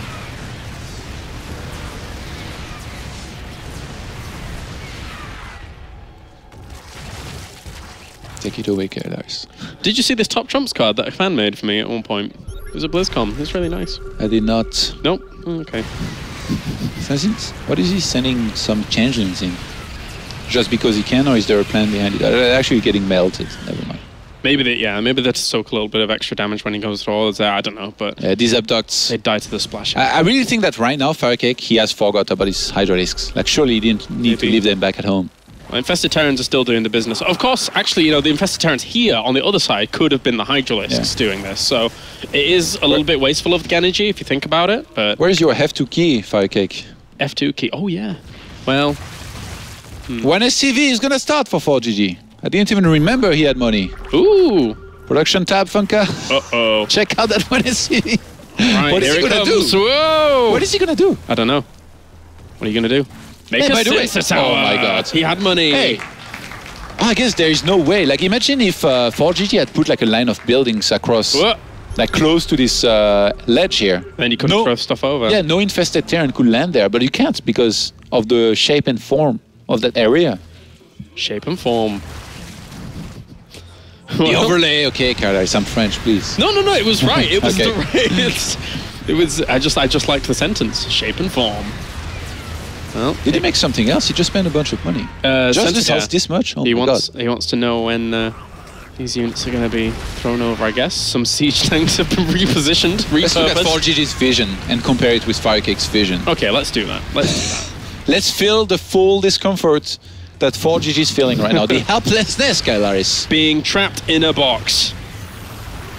It's my base. Oh, that's a lot of infested Terrans actually in a really good location that could start doing some damage to these buildings, but then they do get melted away and anyway. I'm trapped in my base. Trapped in my base. Oh, another abduct. Into us block crawlers. He got one Raven. Oh. That's not going to happen. Fizzle, fizzle, fizzle. All right, now let's change things up. Let's look at FireCake's vision. All right, all right. That's a lot of map. That's a lot of purple. Actually, maybe we should do a bit of first person to enjoy this game thoroughly through his eyes. Through FireCake's eyes. He's enjoying life right now. Yeah. He's beating ForGGs, completely in control. He knows he's won. I mean, look at his bank. Could even remake so much. Here come the infested Terrans again. Oh my god. That's a lot of infested Terrans. Even splash damage is pretty good on these. There we go. The first person. The FireCake. He was microing a drone. I saw it with my own eyes again. Look at those APM. All right, what's he actually doing doing nothing with them. Those were some changelings being sent in, bringing those infestors forwards. Yeah. Intense. I can't believe he forgot about the Hydralisks. Like, he's using only the infestors, which I guess he found all of them. Oh, what's he going? Oh. So many scans. Oh my god. He sees the whole army. Is there a changeling in there? I understand why he's taking it as slow as he is, by the way. Like, with this many scans, if he makes one single wrong move, he will lose so many of his air units. Finally bringing the spores. He should have done that long time ago, too. I really like that he actually has changelings in there, actually spotting the army just chilling out. Yeah. But ForGG gave up trying to kill those. He probably killed some of his own units with the tanks. Yeah, well, why doing that earlier? Slowly breaking down these buildings. Here comes some infested Terrans. The spam is real. And they're not going to do a whole lot unless some abducts do go down onto these. Strike! Get one's benchy. He tried to cloak that, did you see? Yeah. It was a nice attempt. And more abducts. So he is very slowly winning this. Yeah. I mean, he hasn't lost a unit in like the last 30 minutes, Kailaris. Yeah. He really hasn't lost a unit in the last 30 minutes. I'm not kidding. He is immortal. Well, ForGG the only one losing more and more units. But actually, ForGG is still on 140 supply. How is that possible? I guess he was at like, what, 165 when he started? He's only lost 25 supply? No way. That's like one supply per minute or so. So he has like... So this is going to be 140 more minutes? No way. Okay, I'm alright with that. It's fine. No. I took my shoes off, man. It's fine. FireCake's going to increase the speeds. This is happening out here. Yeah, he will, probably. There's some auto turrets trying to defend this top location against any infested Terrans that are going to drop down. FireCake's mic was so perfect to deal with this. Like, exactly enough infestors, exactly enough Swarmhost, exactly enough Vipers with 9.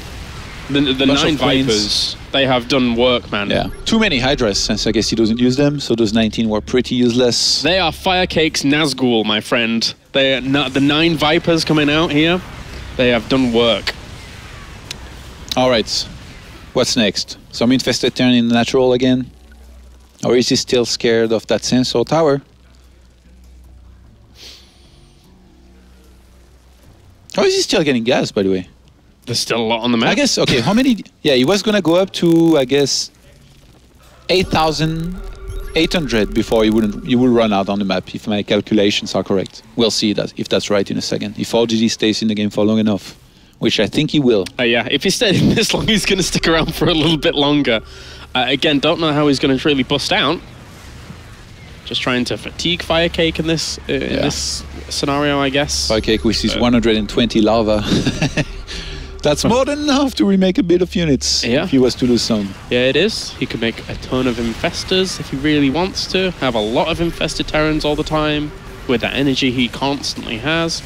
And the ones at the front are throwing down infested Terrans at this location too. Well, they're getting kind of close to the siege tanks, but they don't even get anything. Yeah, I don't think that's working here on this side to attack on.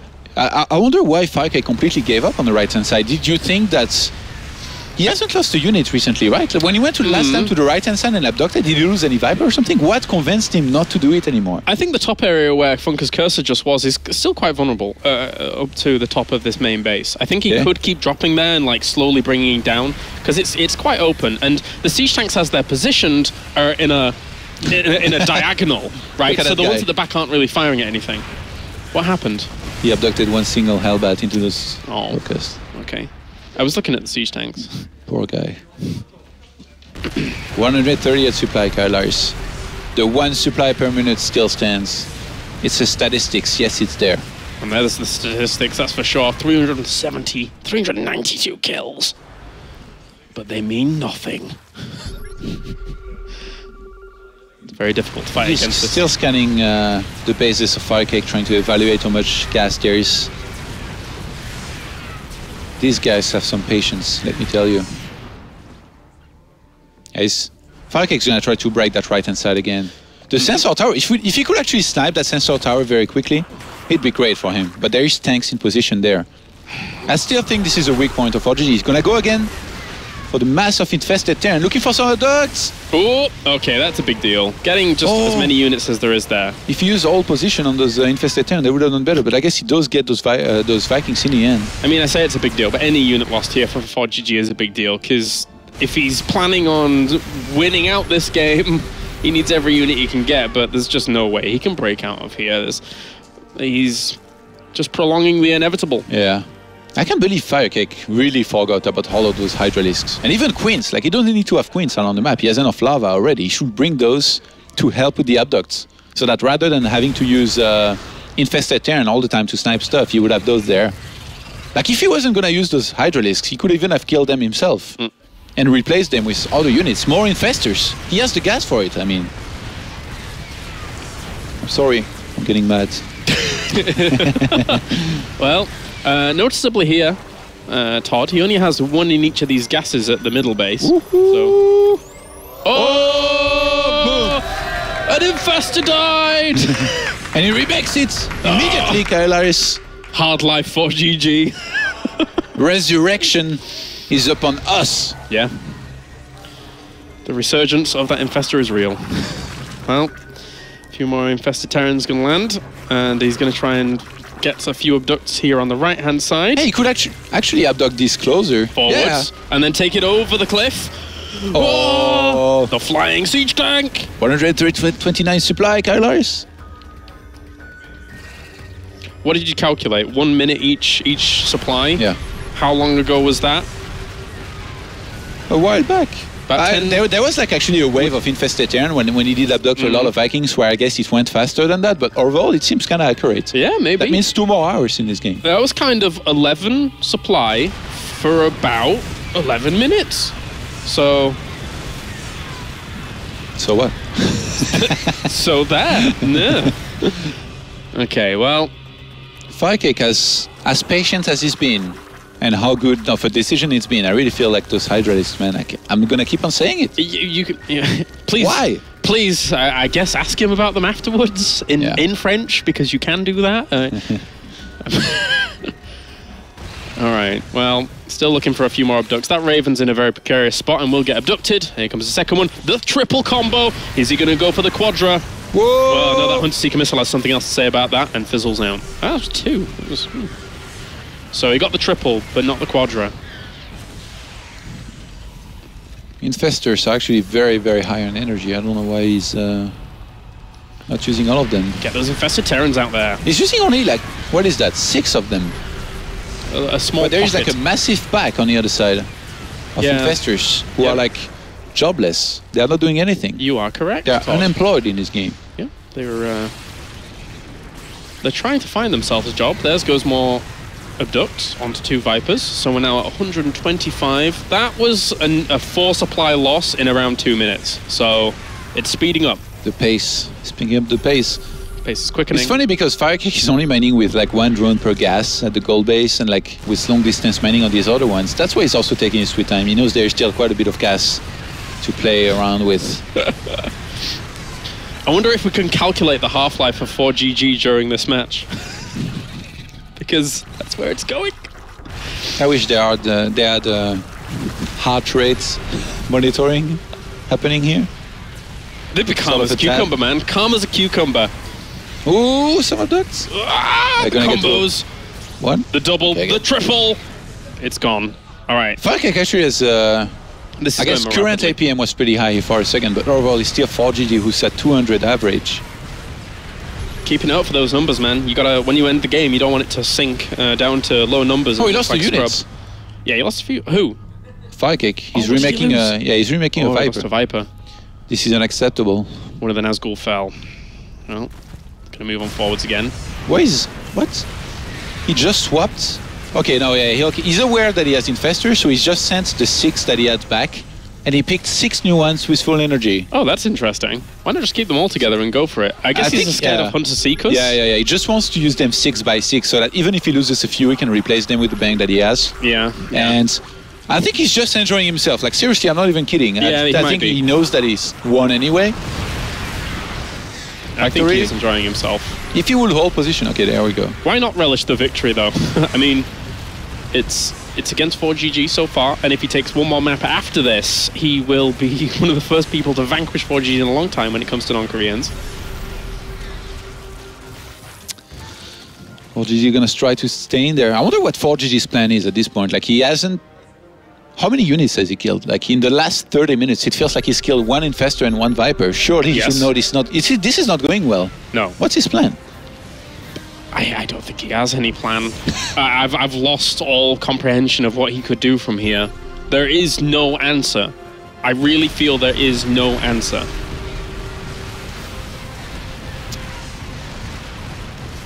Still scanning all around his base.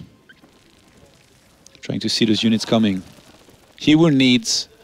Like, how big of Hunter Seeker missile will he need to hit for him to win?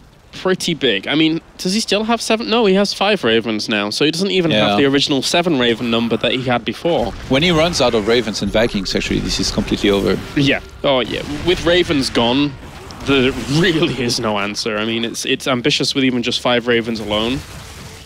But the thing is that ForGG isn't fully aware of the bank I get. Of course, he has to know that there is some bank, but it is quite considerable. 5,000, 8,000 to just replenish anything you want.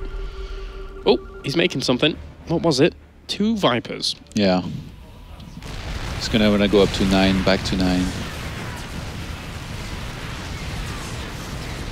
Those Hydralisks, man.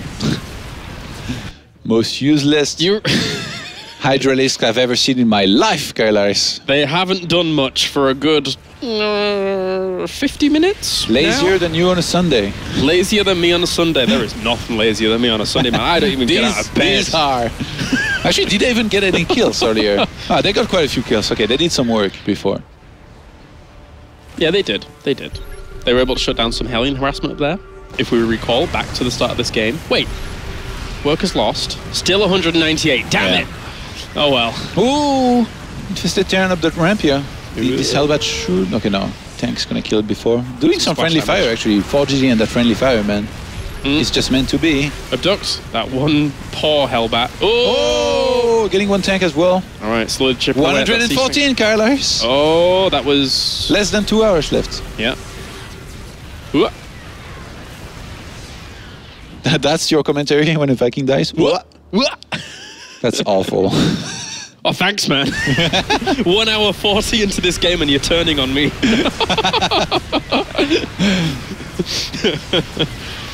Rabid dogs, when there's nothing left to eat, we start eating ourselves. It's funny that FireCake is still long distance mining, like left and right. Hey, 8,500 gas. And it still has quite a bit, actually. Yeah, yeah. My calculations were wrong. Sorry, man. You can't do maths on air. Professor Todd failing once again. Profi Toddy. Well, okay. Here come the Locusts again. Moving forward slowly. Infestors on the flank to be able to support. Yeah, I wonder if a Nidus will be considered very risky here. Like, say if he had gone for a Nidus on the very right-hand side of the natural of ForGG. I see it with and landed that, but I guess ForGG will be able to see it on time to cancel anyway. Yeah. The siege tank on round on that side is almost enough to. Like on the very right hand side below that here, but I guess the Hellbat would have seen it. He could have unsieged the tank, sniped it, and also if you get in there, units will be exposed to dying from the Hunter Seeker missile, the Ravens, and all that. But if you got back in quick enough, you could escape. Yeah, the Locust. Oh, hello. Whoa! What's happening? He's just gonna go. How much did he kill just now? 2 Infestors, was it? 2? Yeah. Yes. Must have been. Yes, it was. Which will be replaced instantly.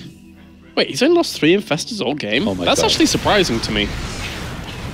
I figured it'd be more than that. Oh, it was the one that got killed by the Hunter Seeker, and it's 2 now. And he's remaking them immediately. You know, if I was FireCake, just for fun, I would attack. Just for fun. Lose everything and trade.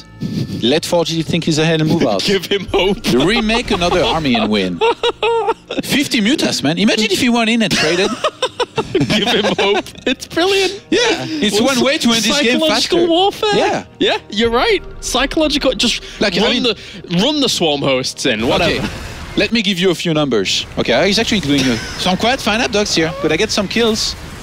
We are down for ForGG to 1 turret, 5 Ravens and 9 Vikings, and 1 Thor. It's not enough. If he literally moves up the ramp, or does the Nidus in the natural with like everything, loses all of his Swarm host, all of his Infestors, all of the Vipers, goes for 50 mutas, how does ForGG hold? Goes for 50 mutas, and then because he has so much time, spreads... Actually, no, he wouldn't have time because he'd be moving out into the middle and trying to break him, wouldn't he? So, but you could have spread them very, very nicely. And then attacks. And the then Ravens attack into the corner. Yeah. And then, what are you supposed to do? Hunt Seekers can't kill that.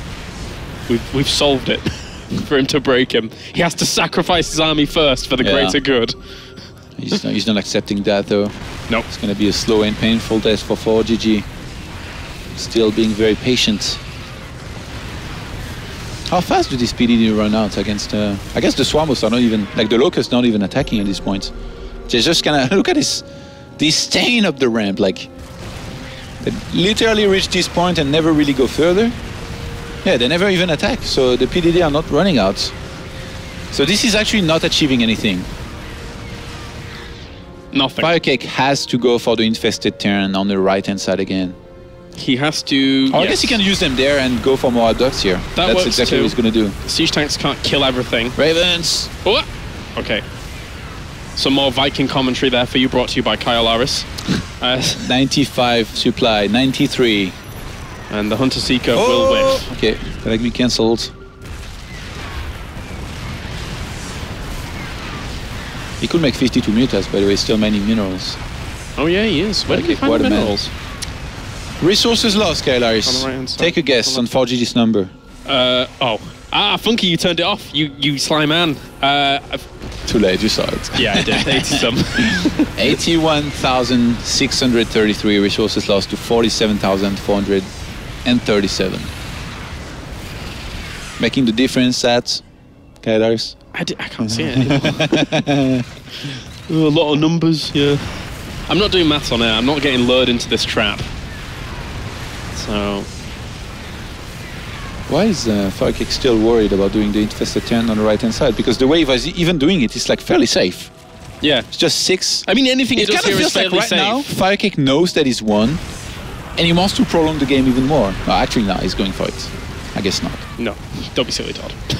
Abduct! Yeah, anything is safe. Another siege tank here. Oh my god, did you see the distance on that one? Yeah, he could actually just keep doing that because there's not really any risk of him losing these Vipers, etc. He will replenish quite happily. Yeah. So he could suicide in with those, get guaranteed kills, not have to sacrifice all of his swarm hosts. What's ForGG's plan here? Is he trying to make FireCake one out to 2-rack him twice in a row in the next game or something?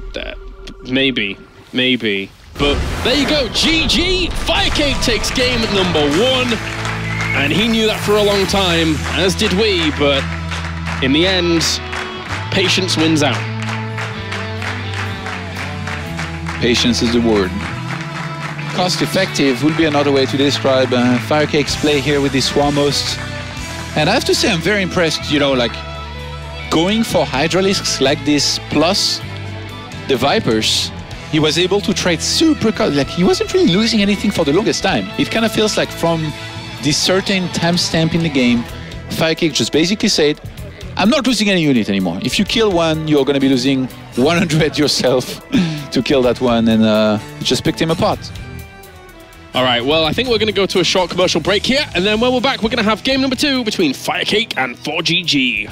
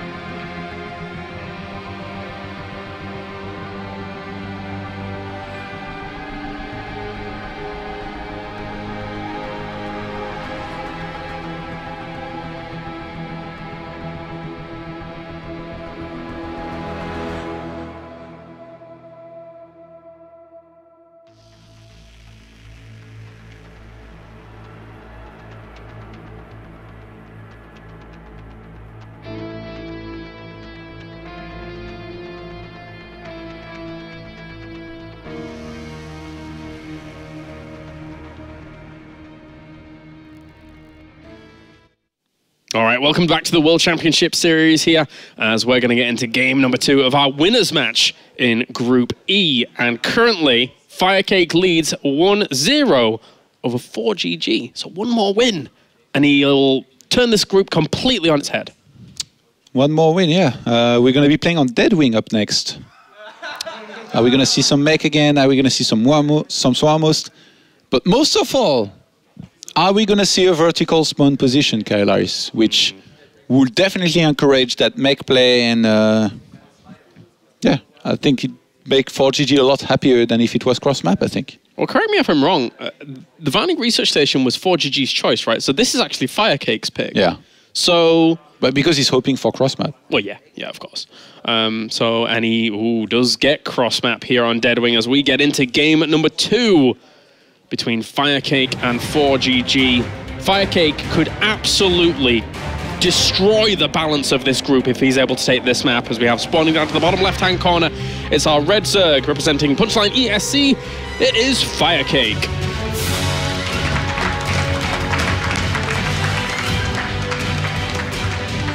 And up to the top right-hand corner, it's our blue Terran representing Millennium. It's ForGG. ForGG's mech is renowned to be a very, very strong one, but in the previous game, it really looked like it was FireCake who was running the show, you know? Hydralisk and Vipers picked him apart and just traded too cost effectively for him to be able to win that game. So now, going into that second game, how does he go about facing his opponent here, FireCake?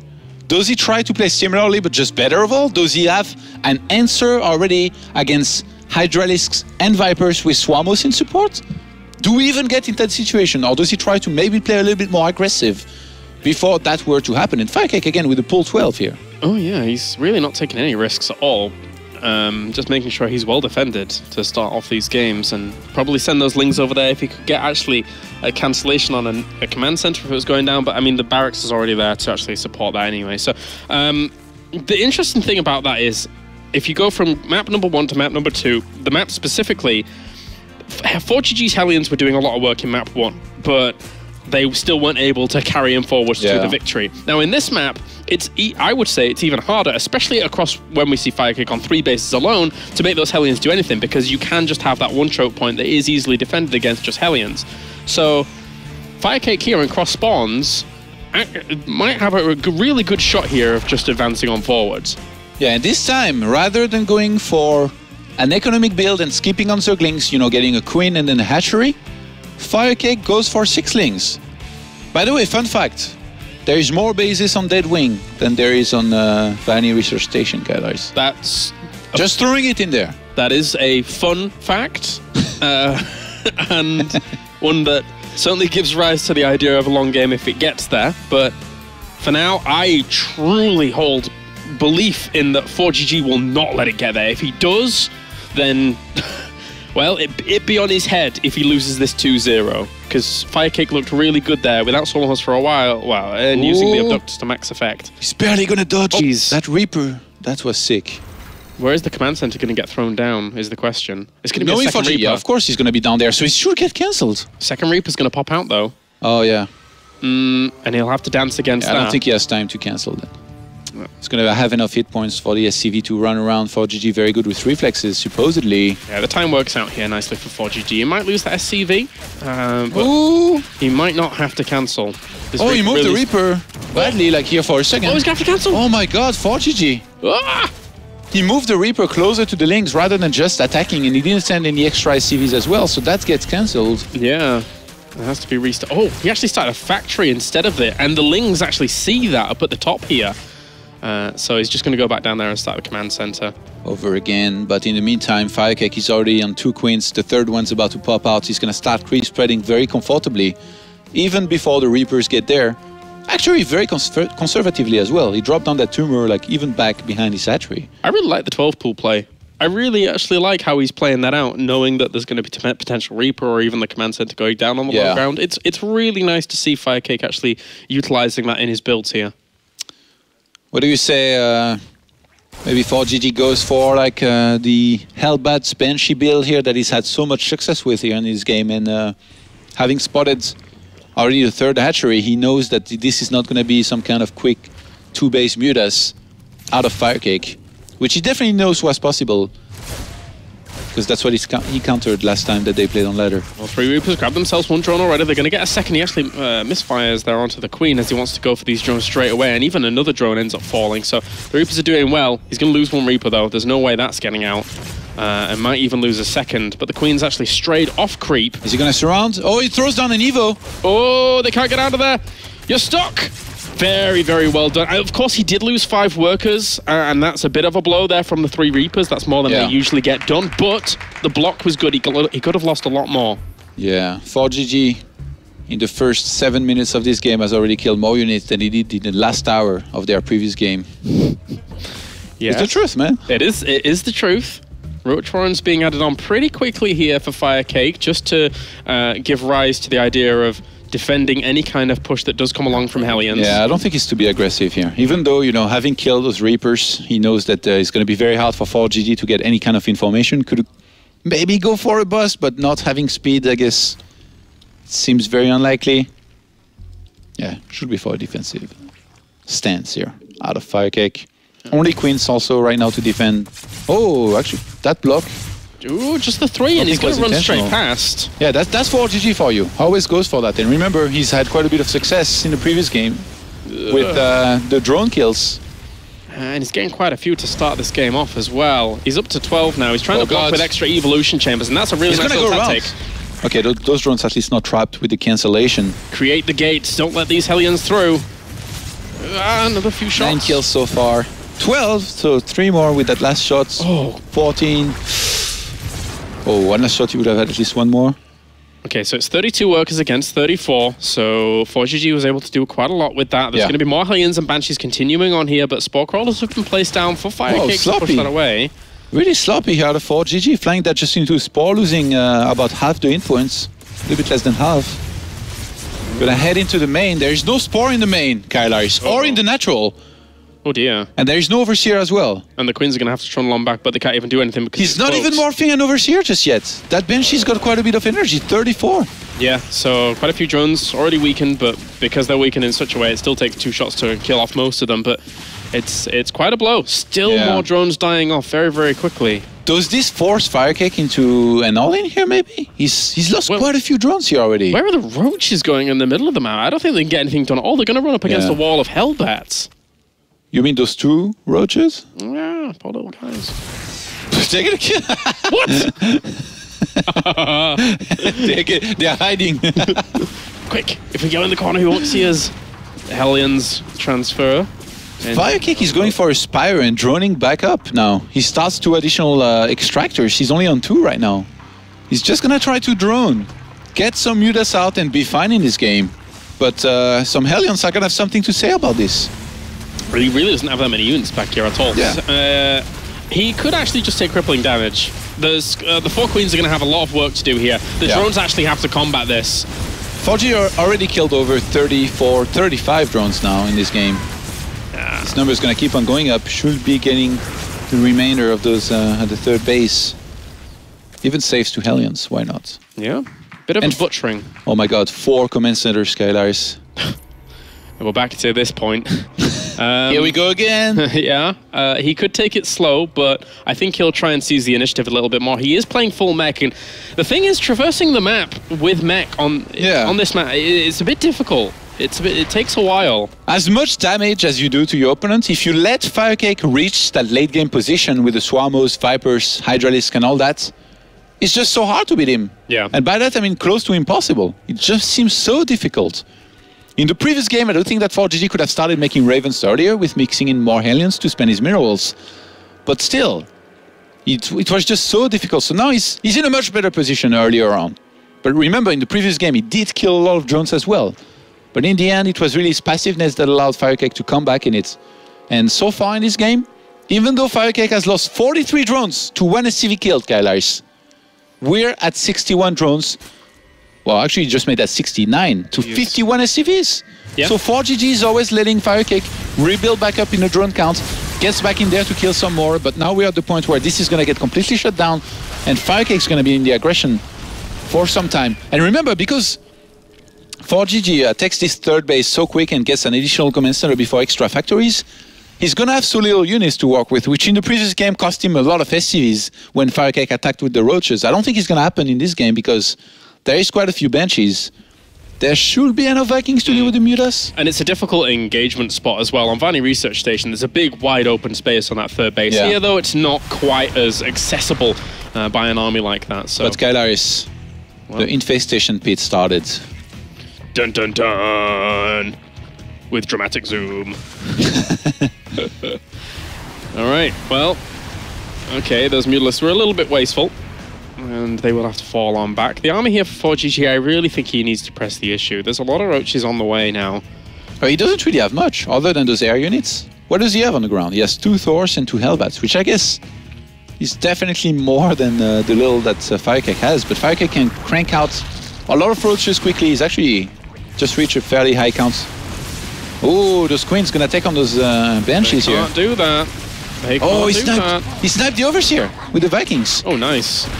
And we knew Corsair DT, we knew Phoenix DT, now it's Viking Banshee. Yeah, and he's even zoning out the Mutalisks with those Vikings as well. So, of course, they can't see them, so that's a given. But Hydra Sten's going to be added on. The Roaches are actually moving into assault position. There's only 1 siege tank here, Todd, so far. Yeah, there's enough. He's slow Roaches. Yeah, that's a good point. Yeah, his speed is about to finish, but there's not nearly enough. I mean, ForGG is ahead by quite a bit of supply here. The Vikings are just flying around and trying to find every Overlord, but the Overlords have spread themselves out pretty much. They could land. Yeah, they could. Oh, here we go. Whee! All right, well, all of those are spore crawlers being built around, so even if they popped, they wouldn't do anything. He could actually get the layer. How does he defend, actually? He could actually get the layer with this. He's getting Hydralisk in the main. ForGG not wanting to go to the late game here. Oh, and the Banshee's getting a ton of roaches in the middle as well. He can lift off, kill the and then run away, but he walked out of the range of the spore crawlers very smartly, so he doesn't take extra damage. Do you think he should have sacrificed maybe those Vikings to get the layer? Yeah, go for it. Yeah, why not? Why not? I think, how much anti-air does he have at home? That's the big question when it comes to that. He has a few Thors, he has missile turrets, so yeah, he could have done. But yeah, it doesn't need anti-air anyway. Yeah, it's not. They would use a Zerg on no layer tech. With even if he had Mutas, like you just get turrets and Thors. He has a little bit of gas banked up, but yeah, not much room that they could have done. Why isn't FireCake moving a spore here? He could land again and go for the layer. Good, good. Roaches are now trundling back and looking to try and defend this location just in case they land, I guess. ForGG is just gonna max out and move this game, like no question here. And he's still very good on his macro. Yeah, this is a really strong. He's moving out now. He has no Swarm Host to his name. 3 are about to pop, yes, but it's really not enough to shut down that many Hellbats. Yeah. Or is it? Probably not. Okay, well, he's getting a few Star Pots as well. FireCake has no idea. He's about to find out with those units entering the creep, and by now he should know in how much trouble he's in. It's 130 army supply for ForGG, 87 for FireCake, who engages immediately before the siege is up. Yeah, it doesn't even give him opportunity. No, still going to get pushed back. The 2 Thors and the siege tanks coming in from the back did ample damage with the Hellbats tanking, and there's still 8 of them left to tank. Yeah, he's trying to get as many roaches out as possible, but ForGG is going to siege in a good position here. And cripple the rest of this army. The drone's going to get pulled off the line as well. ForGG is in a state of repair in this series as he pushes valiantly on to these bases to kill them off. GG! ForGG will tie up the series here and go to a 3rd game. Did you see that expression? That expression said, how the hell did I lose game 1, Kailaris? Yeah. I am way better than this guy.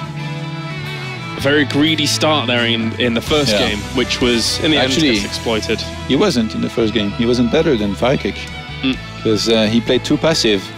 And in this game, even though it was kind of going to prove through at some point, he did enough damage this time to pull far ahead enough to go for the follow-up timing just to finish the game. All right, well, 3rd game is actually going to be on Catalina, where we've seen ForGG dismantle people with the idea of his Hellbat play at the start of games in TVZ. So maybe that could come along again. Going to have to be very, very careful here is FireCake about the aggression, not only in his main base, similar to what we saw against Sen, with the potential of Marine drops, and then also the Hellions. Thankfully for FireCake, he is getting that Roach Warren at a good time to try and hold on against those kinds of things. I don't think 2 Raxing will be wise because FireCake has been opening 12 pool lots.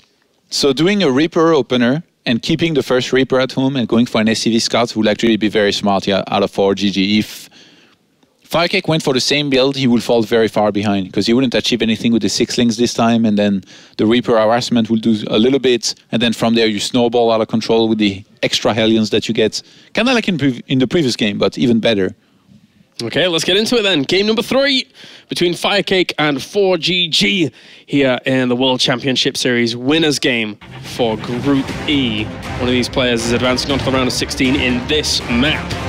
So very, very important stuff as we have spawning in the left position here as our red Zerg representing Punchline ESC.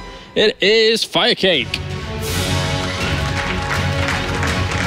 Allez les bleus. And spawning up to the top right-hand corner as our blue Terran representing Millennium, it's ForGG.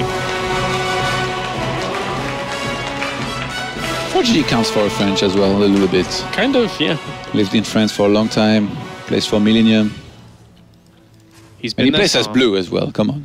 He does play as blue. Might be due to seeding, but... The evidence is compelling. Isn't red also quite French in regards to your flag? So it's more about the blue. That's why we say Lily Bleu for the national team. Yeah, it is more about the blue. No pool 12 out of FireCake here. ForGG gonna go for the gas on 11, hinting that he might go for a triple Reaper on this map. And I wouldn't have minded the spawning pool at the earlier time because it's very, very noticeable that ForGG is going to go for a Reaper on this map and then try to pressure us to go for the Queen. You mean the version from the first game, yes, right? Yes, okay. Definitely. Not the 6 links. Not the 6 links one. Because ForGG here could happily have those Reapers on the way very, very soon. Pool at 14 behind this. FireCake not starting this too late. Fully aware that this is a very good map for Reapers. I want to be careful up against this. Scouting in the wrong direction with the first Overlord, sadly for him, but should be able to see the Reaper anyway, I think. And I think FireCake, he seems to kind of like playing gasless for a little bit and then add on double gas a little bit later on with quite a few Queens, you know, creep spreading here and there. That was definitely not your fastest Zerg, but somehow makes it work a lot. I mean, he's made Premier many times. Ooh. And that's not going to be spotted. Oh, okay, so he's sending a drone down there to check because he did see it with the Overlord, which technically wasn't spotted by ForGG, but it was noticed. So at least FireCake is going to respond in the correct time for this. The Reaper's on the way, though, so it will push that drone for a little bit. Already 4 links on the way here for FireCake. Could start more if he decides he needs them. Queen's on the way on the natural now, but that bunker should go up, I think. Could do, could do. The lings are going to come out sporadically, so a few from the main, 2 from the natural here. He's already working on those lings and he did something very clever there. He moved towards the main knowing that the lings would come from there initially and starts working on them before they could even get to the bunker, but the bunker doesn't finish because he had enough lings to get onto the SCV. That was some very fast talking, Kellers. Thank you. Nice deny on that bunker rush here. And with the 3rd Reaper on the way, this should be the last one of them. We should be seeing a factory start as well as a reactor behind this. I don't think I've ever seen 4 Reaper. Well, except out of Morrow and not only on 1 Rax, and it was more than 4. Yeah, and that was a long time ago. No, actually, recently again. Oh, really? Yeah. I thought you were referring to something a very long time ago. But Also. Well, at least FireCake's control is on top of things here. Not losing anything just yet, really. He lost that one drone at the beginning, but another drone will fall. Despite those little micro tricks with the drones, but he's going to push these away, and as I think Nathanius would say, right now, at least FireCake isn't going to go Reaperino here to these.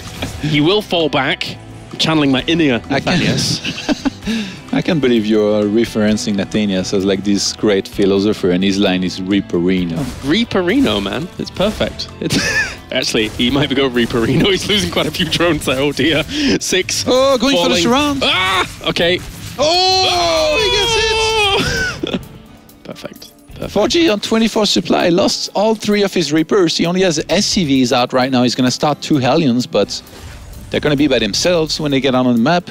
The 2nd gas was made, so the Cloak Banshee is very likely here, and This is going to be, I think, ForGG's main go-to build with which he's had quite a bit of success with the Cloak Banshee and most likely the Hellbats behind this with the one armory, which is oh so tricky to counter. Like, I feel like basically ForGG has beat everybody he's done this up against except for one guy, and that's Live.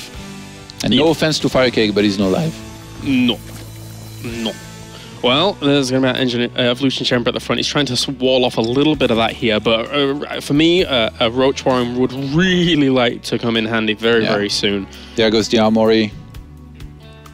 Should be around, what, like 8 to 10 Hellions plus 1 or 2 Banshees. Usually he has the Reapers still alive with it, ideally, but not in this game. FireCake supply blocked here, by the way.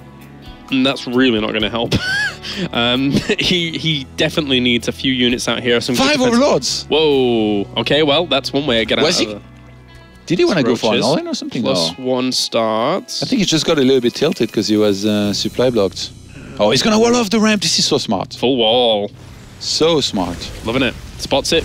Realizes Roach Warren is a little bit later than it needs to be, and will wall that off for a little bit. But at the same time, that Banshee could dive in the main. You know what's crazy? FireCake scouted in almost nothing. He only saw an orbital on the natural of ForGG, but he already knows that there's going to be Banshees, most likely with Cloak, so he starts a spore in the main. Oh, if he uses the Banshee to start breaking down the wall as well, that would be fantastic. Yeah. A good little use of it. There's no detection here. There's no spore in the natural. Why isn't he getting a spore? He definitely has the money. He could just die. Knock, knock. Who's there? He could just die. The Roach Warren's only just finished up. He needs some roaches out right now. At least he's not going to get supply blocked with those 5 Overlords they had on before, but they need to pop out very soon. All the drones have retreated to the back of this mineral line, but the Queens aren't going to be substantial defense enough to really stop this. They're walking straight into the barbecue as they have to retreat on out of here, but they're just walking into the jaws of other problems. Oh, he switches them back to Hellions to turn on the chase here. He's on the pursuit, and all of these are gonna fall. Great pickup. A lot of workers die off. 31 in total in this game, and FireCake is left stranded. How many did he kill in previous game? About 30, 40. Maybe. So that's 198, 30 to 40, and 24. Oh, actually, already 31 walkers killed in this game. ForGG really showing us and he's getting more. The way he likes to play against Zerg right now. Yeah, these aggressive moves that he makes with the Banshee Hellion. I mean, we saw Happy do it well in his first series yesterday, and now it's going to work out pretty nicely here as well. As they morph around the roaches, they will end up falling as well. A third Banshee enters the fray, and there is absolutely nothing left here for FireCake. It was a valiant game number 1, but game 2 and 3 really didn't go his way in terms of the early defense. We lose this hatchery, lose a few more drones. There you go, GG, ForGG. Pulls back the series and is able to advance on to the round of 16, 2-1. 59 drones killed in that last game. He might actually broke 300 mark across 3 games. Which Very is close. Definitely pretty insane. Yeah. So ForGG after a shaky game 1. Maybe wore FireCake out a little bit. Because this didn't look very good here out of FireCake. Game 2 and 3. Losing so many drones, being totally unprepared. Even the initial Reaper harassment did so much.